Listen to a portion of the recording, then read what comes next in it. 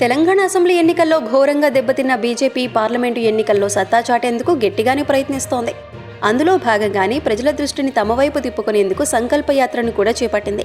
Parliament ఎన్నికల్లో majority సీట్లను సొంతం చేసుకోవాలనే లక్ష్యంతో ఉంది. అయితే ఈసారి లోక్సభ ఎన్నికల బరిలో దిగే కొంతమంది అగ్రనేతలకు ఓటమి భయం వెంటాడుతున్నట్టు తెలుస్తోంది.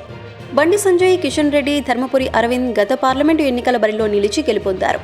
కానీ బండి సంజయ్, ధర్మపురి అరవింద్ అసెంబ్లీ ఎన్నికల బరిలో నిలిచినప్పటికీ ఓటమి చవి చూశారు. ఇక ఇప్పుడు పార్లమెంట్ ఎన్నికల కోసం మరోసారి సిద్ధమవుతున్నారు. సిట్టింగ్లకి అధిక ప్రాధాన్యత ఇచ్చే విధంగా బీజేపీ అధినాయకత్వం ప్లాన్ చేస్తూ ఉండటంతో వీరికి దాదాపుగా సీట్లు ఖాయమే అనే సంకేతాలు కనిపిస్తున్నాయి.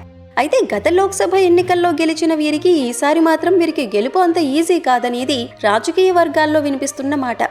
ఎందుకంటే గత ఏడాది అసెంబ్లీ ఎన్నికల్లో ఎదురైన ఓటమి పార్లమెంటు ఎన్నికల్లో ఎంతో కొంత ఇంపాక్ట్ చూపించే అవకాశం ఉందని కొందరు విశ్లేషకులు అభిప్రాయపడుతున్నారు. పైగా కేంద్రంలో బీజేపీ అధికారంలో ఉన్నప్పటికీ అదే పార్టీకి చెందిన ఈ ముగ్గురు రాష్ట్రానికి తెచ్చిందేమీ లేదనే వాదన బలంగా వినిపిస్తోంది. కరీంనగర్లో బండి సంజయ్పై ఇప్పటికే చాలానే వ్యతిరేకత కనిపిస్తుంది. అటు ధర్మపురి అరవింద్ పై కూడా అంతే స్థాయిలో వ్యతిరేకత నెలకొంది. ఇక కిషన్ రెడ్డి కేంద్ర మంత్రిగా పనిచేసినప్పటికీ రాష్ట్రానికి నిధులను రాబట్టడంలో విఫలమయ్యారనే వాదన వినిపిస్తోంది.